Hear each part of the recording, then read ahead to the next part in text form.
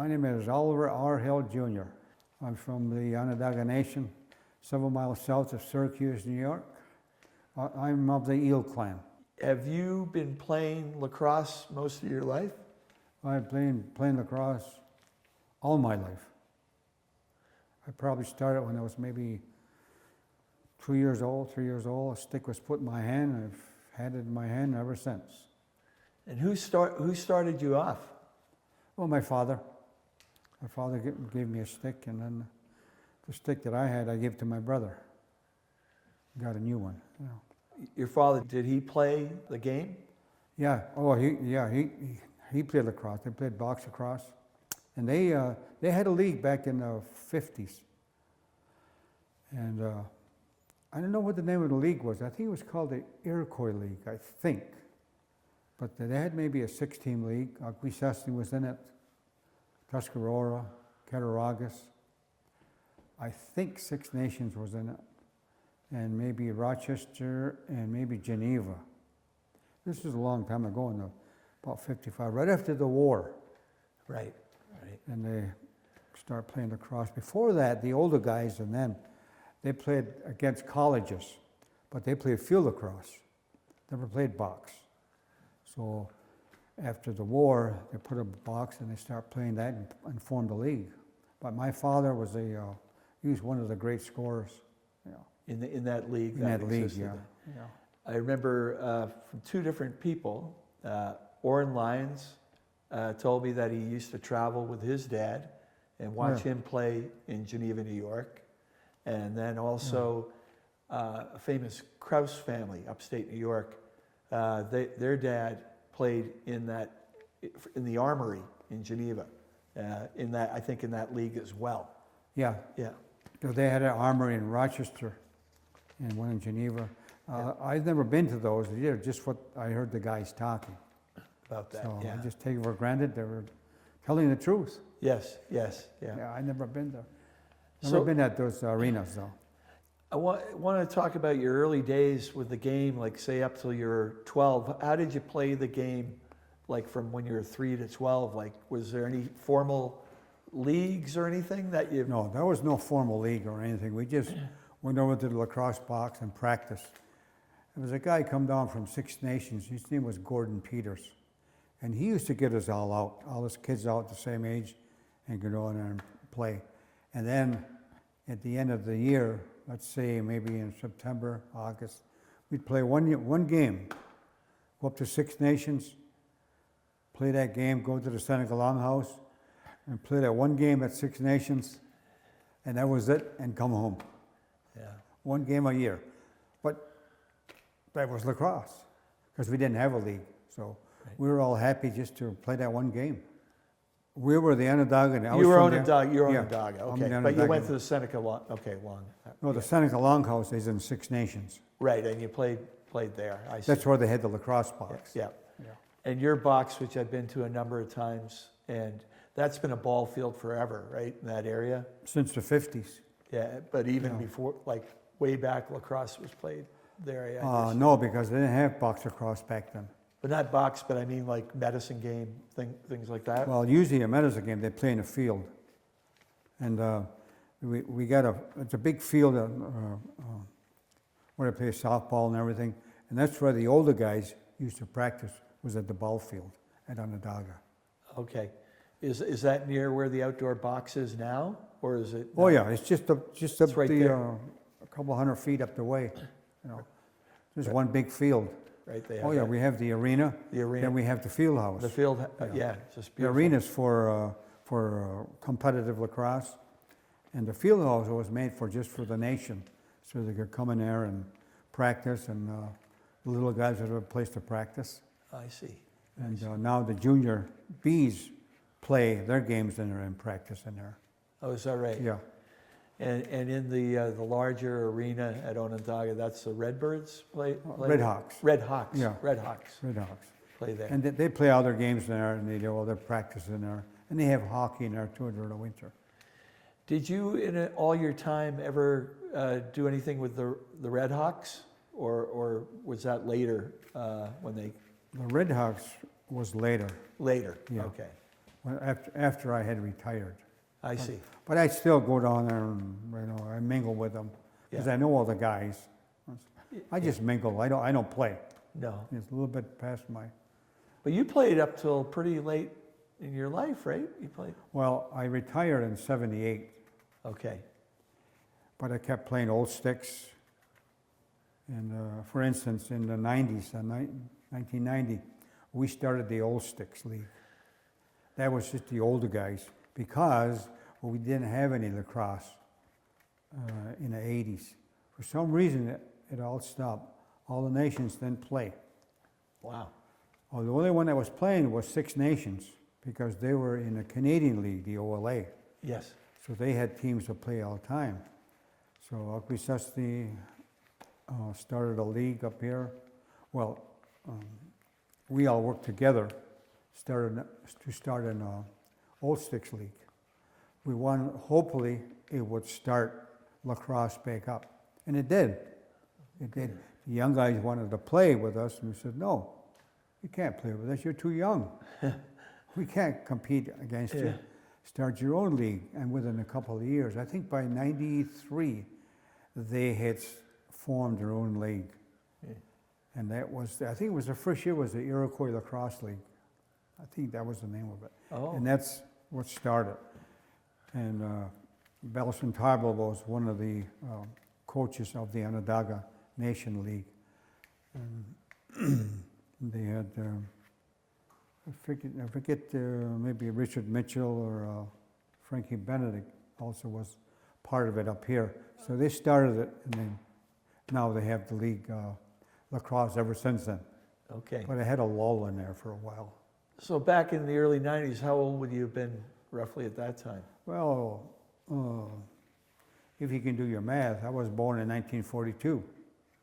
Okay, so 50 years old, Yeah. basically, which is quite something to be playing. Yeah. And I went to Syracuse University.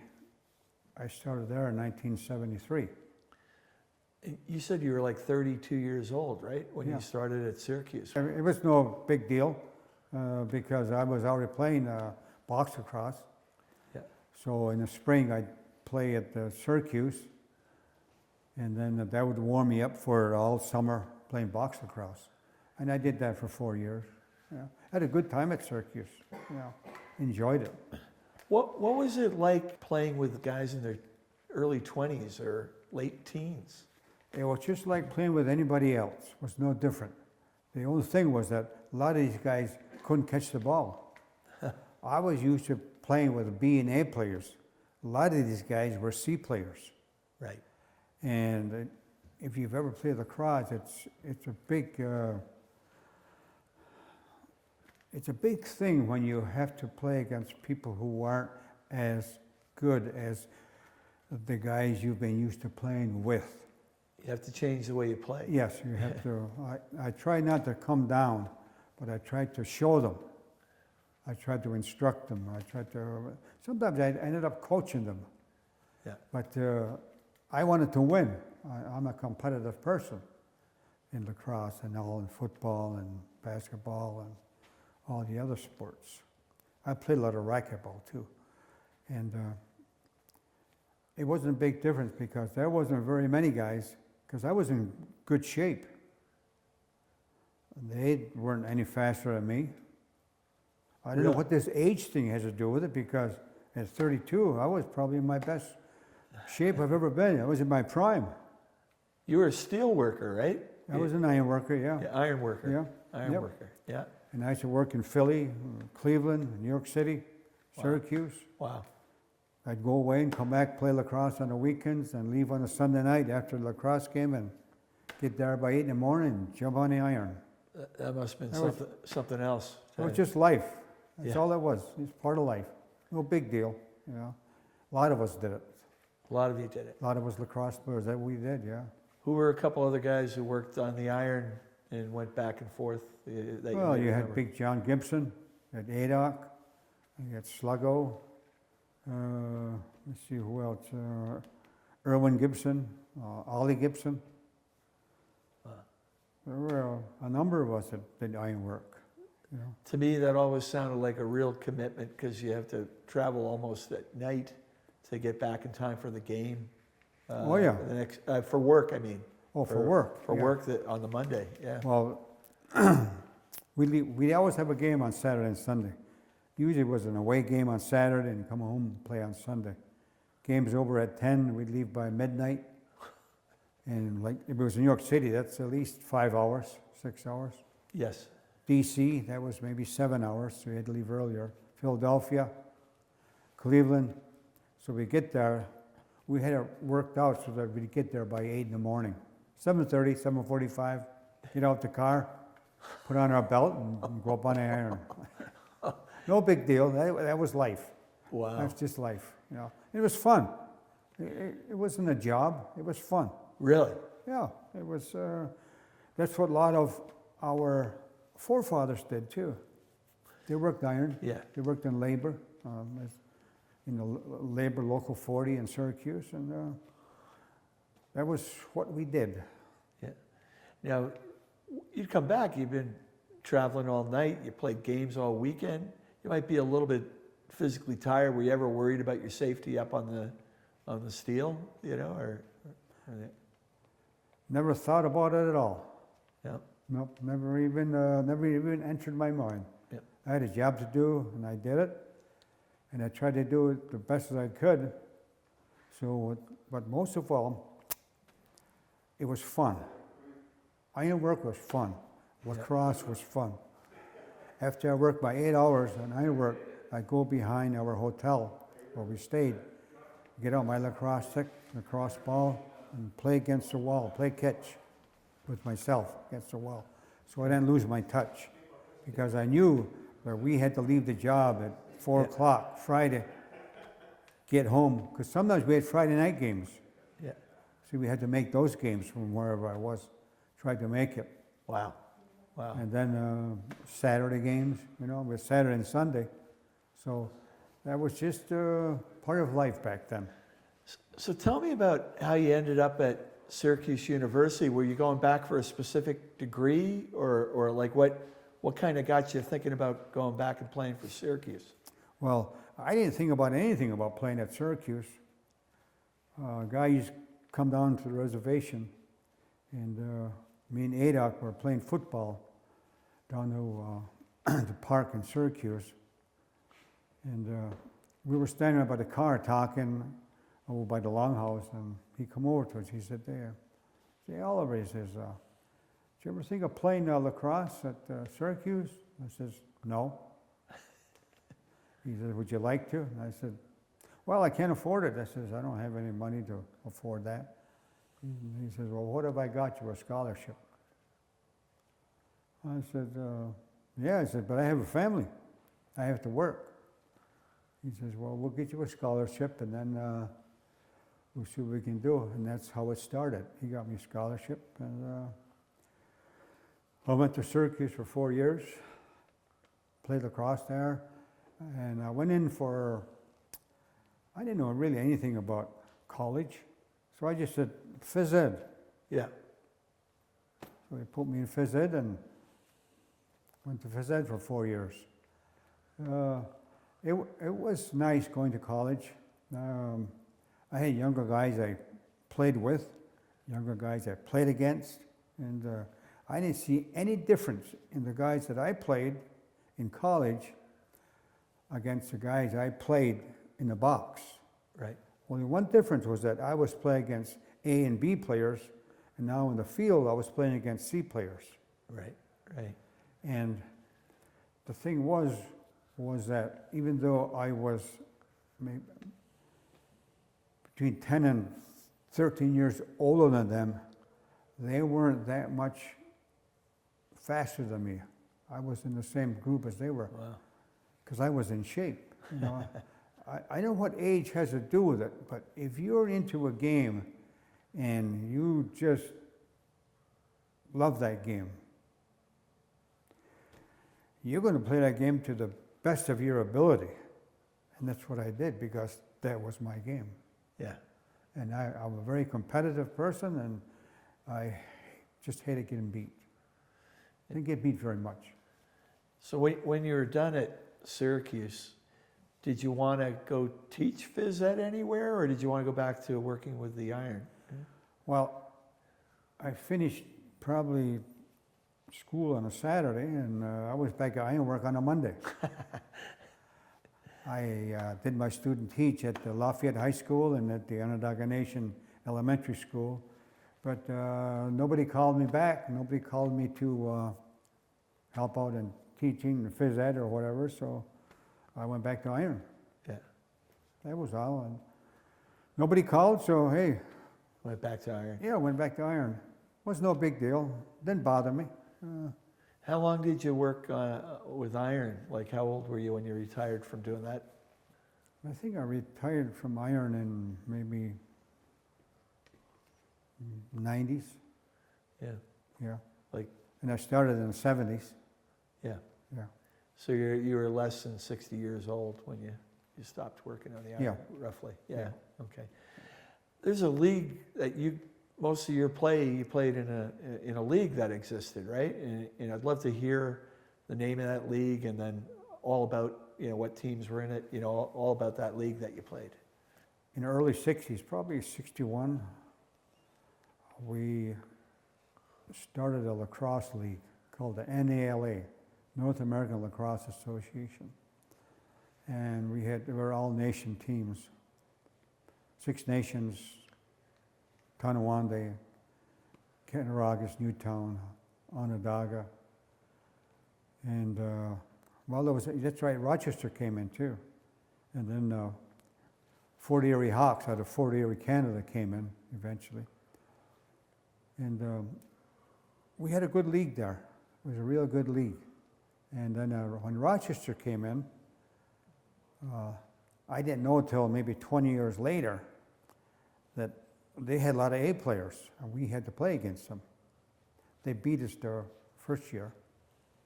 They didn't beat us the second year, because we had learned the way they were playing, because they were playing a little bit differently.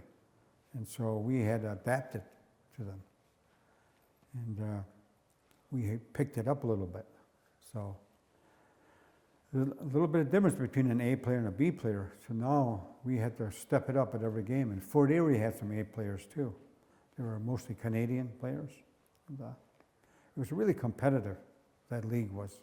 The first president, I believe, was Jimmy Skye from Six Nations. And then I believe I took over as president probably in '74. And were you playing as well as being president? yeah, I was playing and being president, yeah. And so it was just, to me, it was just like anything else, just a job I had to do. Had to do it well. We suspended players, and suspended some teams. Well, we didn't suspend them, we just fined them. We didn't suspend them. But just told them they had to abide by the rules and regulations and the policies of the league, that was all. And if we didn't abide by them, we had to do what we had to do, whatever was intended in our rules. Yeah. And just upheld them, that was all. I see. I just happened to be the president, and I expected everybody to uphold the rules and regulations. Yeah, yeah. And how long did you play in that NALA? Yeah. I played in there till 1978, Okay. and that was when I retired. Oh, okay. Yeah. It was just, it just got so that, I don't know why I retired. I just said, time to leave, that's all. Yeah. Because at 78, I was what, 36? Yeah. And it was getting a little, when you get a slash, it hurts a little bit longer, Gets bruised a little bit easier, so you kind of think about it after a while, And did that league keep going after you retired, or was that getting near the end of the league as well? Oh, no, they kept the league going. The NALA? Yeah, Okay. the NLA, and then they stopped off for a while, maybe 4 or 5 years. Then they started the league again, and it became the Can-Am League. Oh, okay. Okay. Yeah, I've heard of the Can-Am Yeah. League. Yeah. And they kept going with the lacrosse. Yeah. And all those guys were keeping it up. And I go there and I watch the games, So lacrosse is still my sport. I didn't lose my affection for it. Tell me about some of the great players you played against or with that really stick out in your mind, like, you know, a couple of them, or... Well, yeah, geez, there's a lot of them, but I don't know if I can remember their names. Camp Bomberry, Gaylord Powless, Six Nations. Let me see, Pidgie Norton from Tonawanda, Jimmy Flo from Tonawanda. There was a white kid called Brian Melville from Fort Erie. He was one heck of a player. Really? Yeah. He only played 1 year. I didn't know what happened to him. He beat me in the scoring championship. He got the scoring championship that year. Wow. And I was surprised because I never heard of him before, but this guy was one heck of a player. He had another player from Six Nations. His name was Charlie Turkey. Clout Salt. He had two names, Charlie Turkey and Clout Salt. So I don't know what his real name was, but he was a heck of a player too. He just died, I think, maybe in the last year. Oh. I just found out. One heck of a player. He had two names, huh? Yeah. I never asked him which one was the real one. You know?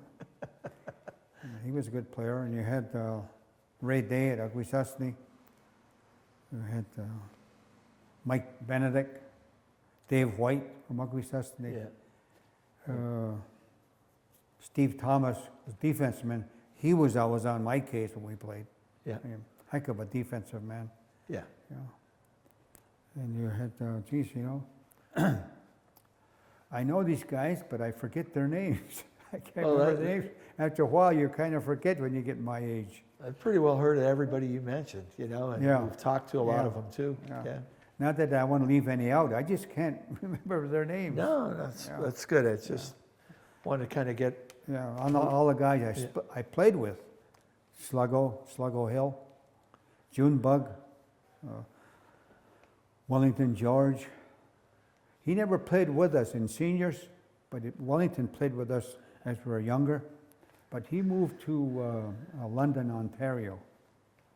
And he was one heck of a defensive player. Huh. Really, and he wasn't that big. He just had a lot of heart. Yeah. A lot of heart.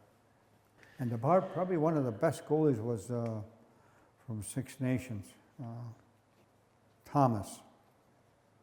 Can't think of his first name. Thomas was his last name. Yeah, that was his last name, yeah. He had a son named Evan, who was a good player. But he was one heck of a goalie. There were about 3 or 4 other good goalies up there at Six Nations, but I never played against them. They played in the Canadian League, but he played in our league, the NALA and the NALA League.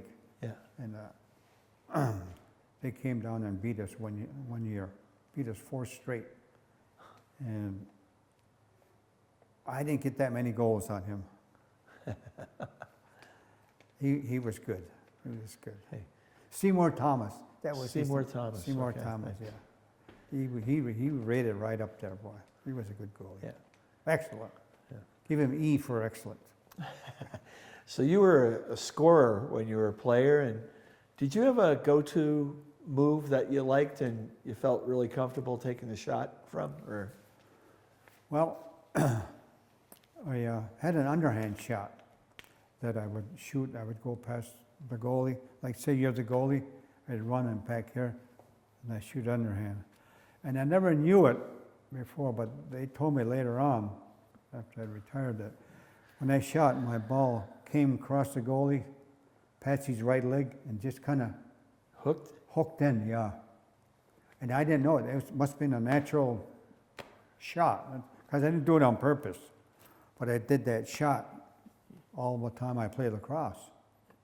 Because it worked. And it just would catch that far corner. Yeah, just right? catch that far. Wow. Hit the pipe, hit the inside the pipe, and go in.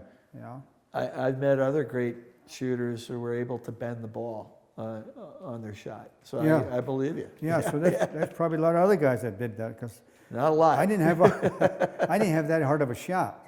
I was more into control rather than speed. Placing the ball. Yeah, just placing the ball. Yeah, pick that hole, you know. Because Yeah. when you play against a good goalie, he knows you.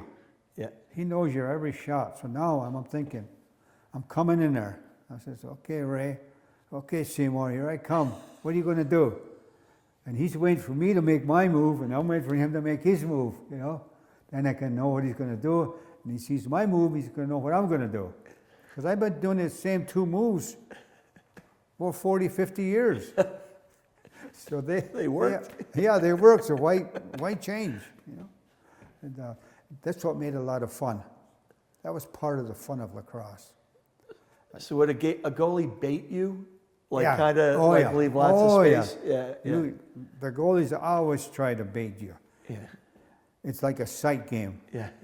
He's looking at me, and I'm looking at his eyes. He's looking at me. Yeah, I'm coming down like this. I never went left-handed. Never. They said, you got to go left-handed. I said, why? Well, you got to go because, no. I said, I don't know how to do left. I'm not going to try and do left. And I don't think it's necessary because all my shots are right-handed. I said, and I have full control of it. Goalie doesn't know where I'm going to put that shot. Only I do. And it's the same shot, and he still doesn't know. So, but I had other shots, but that was my main shot. Yeah. But you always got to give a goalie a fake. You got to give him a fake. Got to get him moving this way, that opens this side, or get him come down, or put him on his knees, you know. But you got to do it with a fake. That way you can at least control him 50% of the time anyway. Yeah. Wow. Yeah. Yeah. That's a good lesson in Yeah. shooting. Yeah. Yeah. Very good. You got to work through your job like New York, Philly, New Jersey, Cleveland, and Syracuse, and that took you around, and the game took you around a little bit as well. Oh yeah, yeah. Well, without the game of lacrosse, I never would have met the amount of people that I met. All of my friends, early friends, late friends, are all mostly through lacrosse. They're lacrosse friends. And when I see them, we talk lacrosse. We talk the old games back in the 60s and 70s. A lot of the players we played against, because I was a lot older than the ones I played with. I was maybe like Sluggo. I've got to be maybe at least 8 years older than him. Huh. And he played on my line.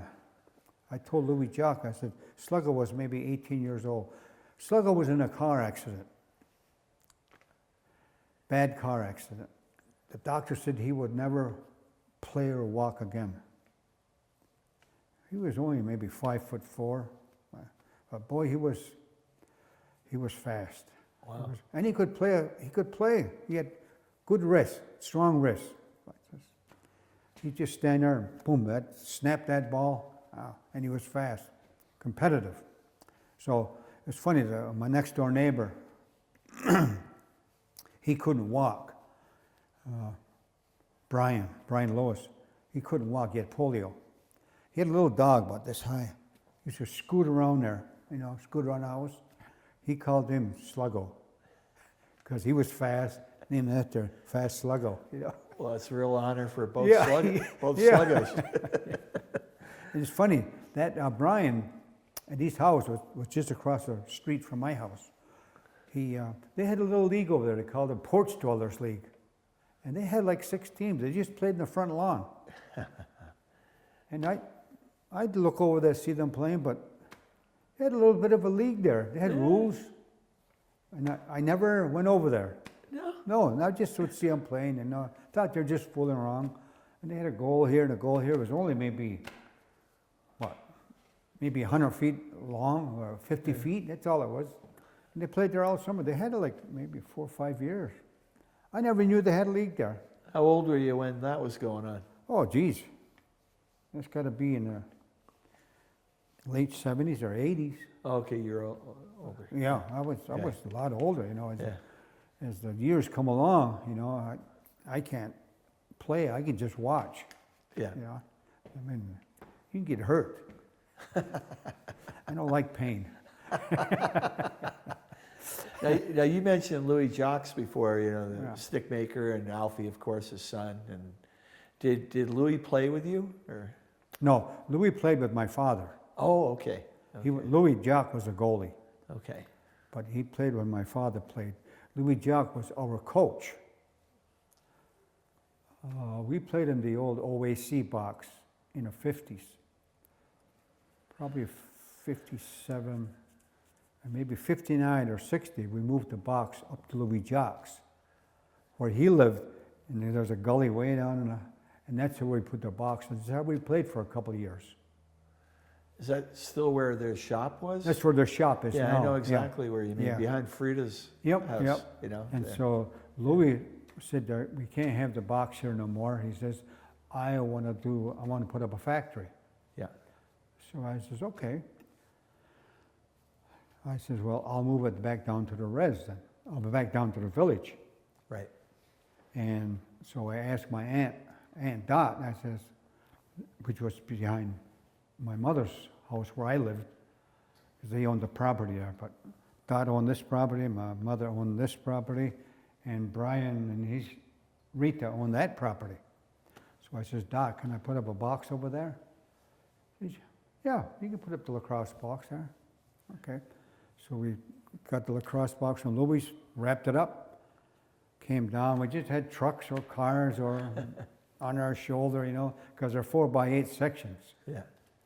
And we put it in the back there, and I says, we got to clear out, because it was all brush back there, Yeah. and weeds and trees were going up. And I said, down the road came a guy, New York State guy, driving one of those, Flatbeds? they push the dirt around, Oh, bulldozer? like a bulldozer, yeah. Yeah. I says, hey, can you give me a hand over here? I said, I'm trying to clear out this space. Sure, he says, I'll give you a grader, that's what they call them. Oh, yes. A grader, Yes, yeah. yes. Just the wheels are pointed like this, Yes. slanted like this, you know. I said, yeah, I'm going to pull the lacrosse. Sure, he says, I'll give you a hand. So he went and he cleared it out for us. That was lucky. Yeah, so it was he cleared about 250 feet by maybe 100 feet wide. Probably worked in Nedro, right? I don't know where he worked, but it was a state. I knew it was a state truck, a state grader, Yeah. and he did that for us. And I said, "Geez, I said, how much oil?" He says, "Oh, I'll have a beer."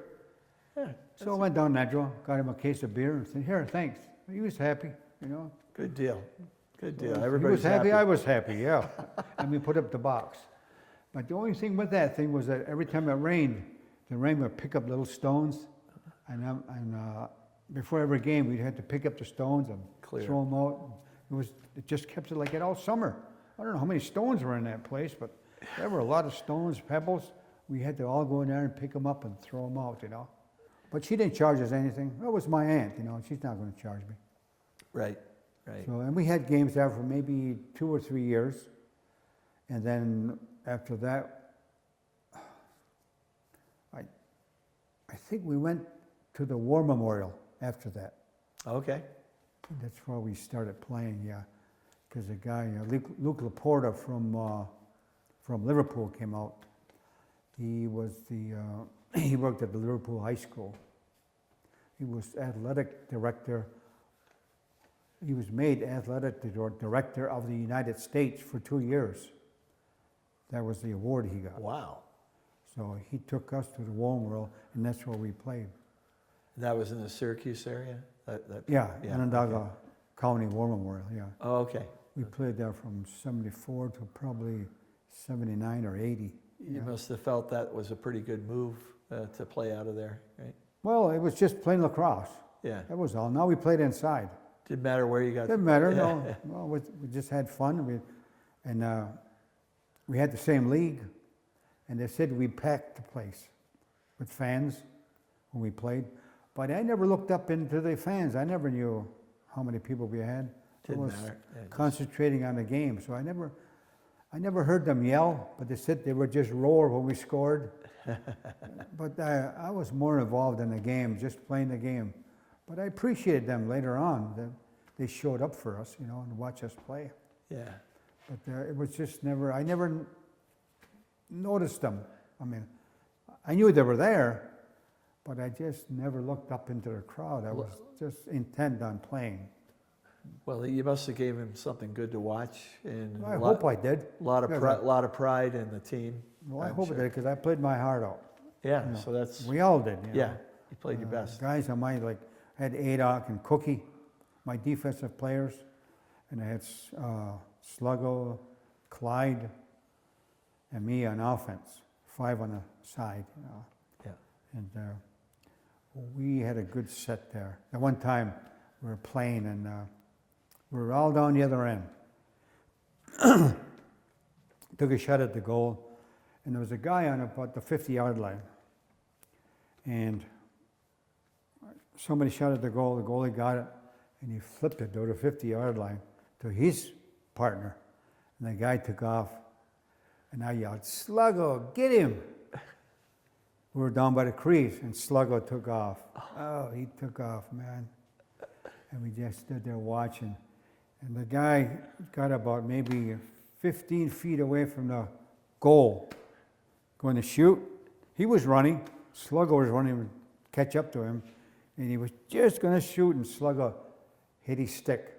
He caught up to him. Wow. Hit his stick, and the guy shot, and it went up in the stands. Wow. And that was the only time I remember hearing the crowd go wild. They went just wild. Saw something special. Yeah, Sluggo took off. I mean, the box is 200 feet. He must have at least 175, 100 feet. He had to go to catch up to him because we were down the other end. Sluggo was fast. Nice. I want to talk to you. You mentioned when we were talking earlier about being involved in that historic tournament, 1967 up in Canada. I was working in New Jersey at the time, and it was at the end of the season. We had to go up there and play. Our team had to go up there and play. It was a field lacrosse game. And so I told my boss in New Jersey, I was working in Iron. I said, I have to go up Canada and play. He says, okay. He says, when you coming back? I said, I'll be back by Monday or Tuesday. Okay, he says, you can go. He let me go, so he didn't give me my pay. And I went up there and we played. One heck of a time playing. Yeah. It was field lacrosse, but like I say, that goal was 6x6 goal. Yeah. Oh, it was like a shooting at a big cave. I never shot at a 6x6 before. And I think I either got 11 or 13 goals by halftime in that game. And as I was playing, somebody slashed me, hit my leg. Boom. I just had shorts on. Oh. And that really took me out of the game. I played, but I couldn't run anymore. Yeah. I don't know, 11 in the morning, 2 o'clock in the afternoon. So it was in Montreal. Okay. Yeah. And then we'd play at 6 at night at Tonawanda. Okay. So we had 2 games a day. And with that bad leg, they'd wrapped it, put that hot stuff on there, you know. Yeah. Oh, that would have burned, that hot stuff. Oh, but it made me run, made me forget about the pain. That was a different kind of a pain. And I still played 2 games a day for, I think it was 4 days. We played against, I thought it was us against Canada, but maybe it was just a Unguiumid tournament. Yeah, because they that would have been Expo '67 up in Montreal, and that would have been the same year that they were celebrating the 100 years of the game kind of thing, and probably played up there as well, you know. And I don't know, because I know at that time I was never involved in what it was all about. All I was all about was just playing lacrosse. yeah. So I never got involved in any of that. Right. I Just showed up and play. Yeah. Showed up and played, yeah. Yeah. And what when you played at Syracuse, you remember some of the teams you got to play against, some of the universities? Yeah. Oh yeah, we Remember played against Penn State, Cornell, Cortland, Hobart, Southern teams. Played against a couple black teams.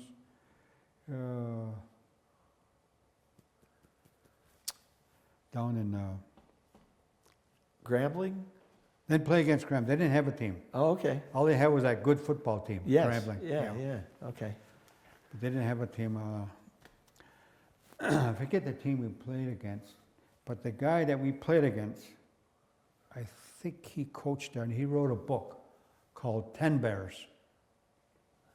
It's about lacrosse. Yeah. And he wrote about me and Sluggo being in that book. Oh, is that right? Yeah. Huh? I never saw the book, but somebody mentioned it to me. I never read the book. I've heard of that. Yeah. Yeah. I wondered. I can't remember the name of the guy who wrote it, but. But I remember those. I remember those games because it was a black college, Yeah. and there was just as we got there was a guy standing next to a nice car there, and he was a black guy. He was about 6'5", 6'6". And I said, "Oh," he says, "You a lacrosse player?" "Oh no," he says, "I'm a basketball player." Okay, I says, "Jesus," says, "how come you don't play lacrosse?" I said, "Big player like you," I said, "you could do some damage." He says, "Well," he says, "I wanted to play, but," he says, "our coach wouldn't let us. He told us the game was too rough and we might get hurt." I says, "Really? Big guy like you?" I said, "You could do some awful damage on somebody else." He says, "So we can't play. Just play basketball." I was really astonished at that remark, because he was big. He was a big guy. But we played against them, and I remember the ball went rolling one time, rolling to the sidelines, and I went to get it. And for some reason, just by instinct, I went on one knee to pick it up, and the guy come flying right over me.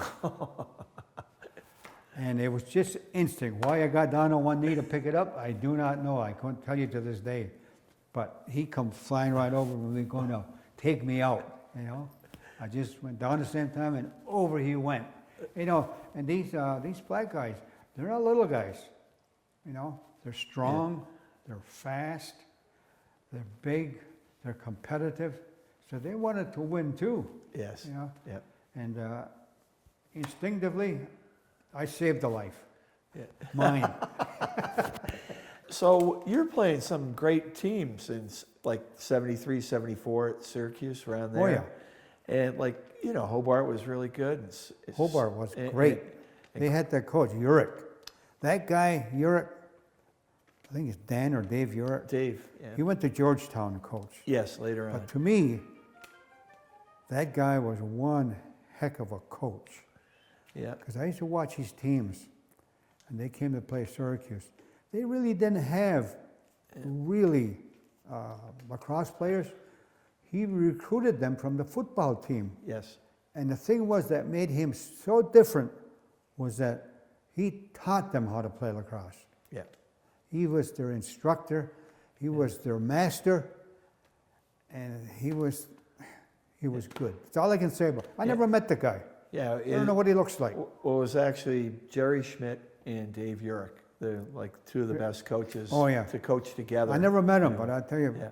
well, when I was there, Urick was coaching. I think Schmidt maybe went somewhere else, and Urick became the coach, I think. I don't know. Yeah,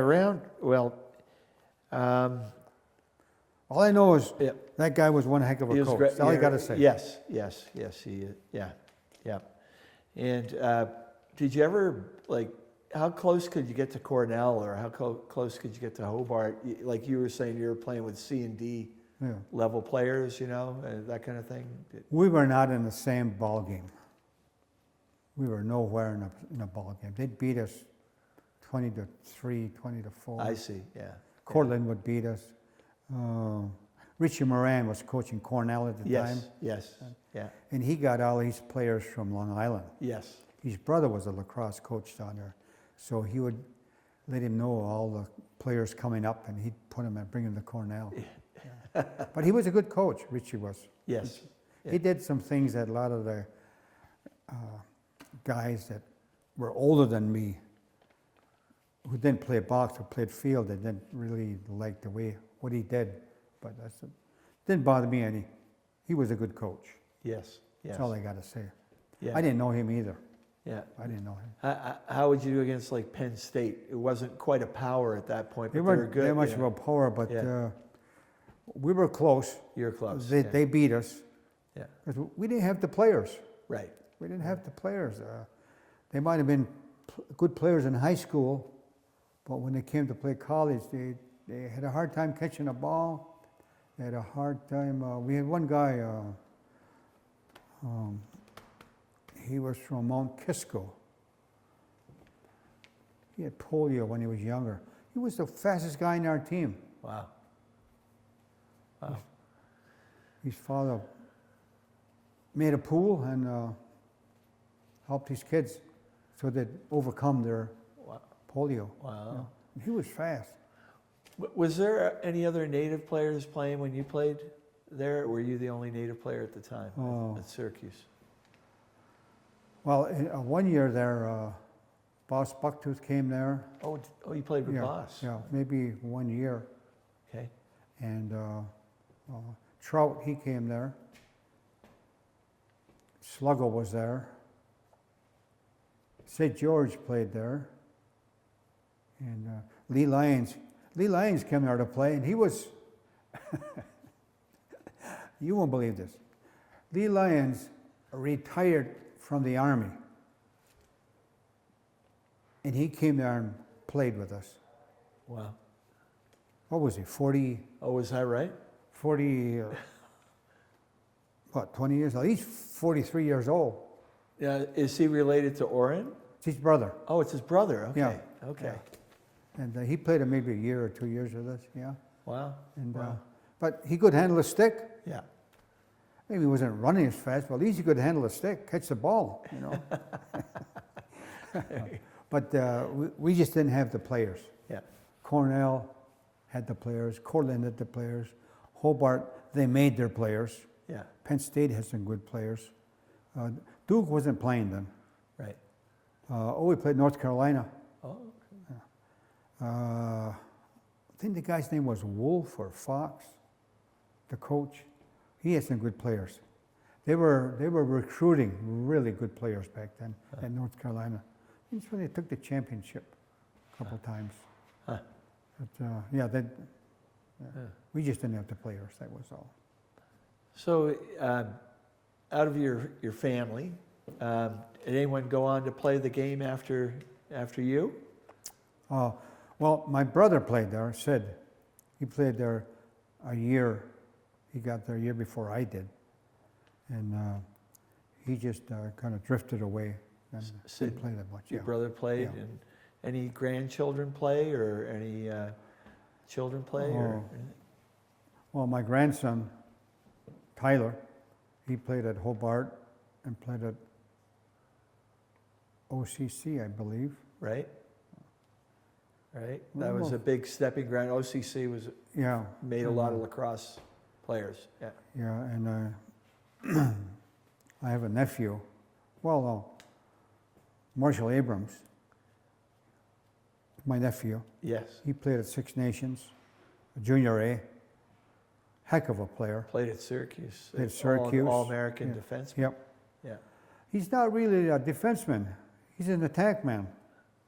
Just that when he went to Lafayette, one of their defensemen got hurt, and they said, we need a defenseman. Well, when you guys want to play defense? And Wash says, okay, I will. Well, I think he was a 3-time All-American. Yeah. At Syracuse. But the thing was that he was a lacrosse player, Yeah. Yeah. and he was from the game. Yeah. He wasn't just an observer. Yeah. He was part of the game, And now, of the game. and now he's a faith keeper, right? Yeah, yeah. Really unbelievable. I remember hearing him speak. Yeah, he on does a lot of the dive. ceremonies. Yes. Well, him and Tracy, they do most of the ceremonies. Wow. But they're bringing like younger guys up now. Yeah. Finally. And then Tyler, you mentioned me before. He was in the movie Crooked Arrows. Yeah, Tyler, Right. my grandson. Yeah, yeah. And Yeah. he's a good lacrosse player too. Yeah. He's my grandfather, Grandpa Bike. He played lacrosse. My father, he played lacrosse. Then I played lacrosse. Me and Sid. And then my son Sean, he played lacrosse. And then Tyler, he's playing lacrosse. And he is a boy, Ludwig Datke. He's maybe 4 years old. He'll be playing. He's a fast guy. He's only this big, but he's fast. He laid down and he touched his head on his heel. His heel touch his head. I said, you got to go in gymnastics. Yeah, yeah, but so that's what, 5 generations lacrosse? Wow. 1, 2, 3, 4, 5. Yeah, Yeah, that you know of. Yeah. 5 or 6 generations. Yeah. Yeah. Wow. Yeah.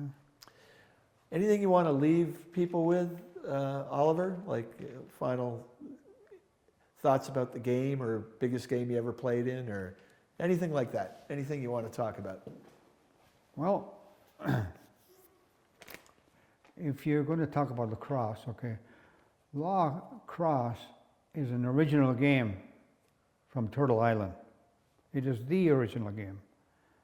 Made here, played here, originated here. That's the only game, and people fail to realize that.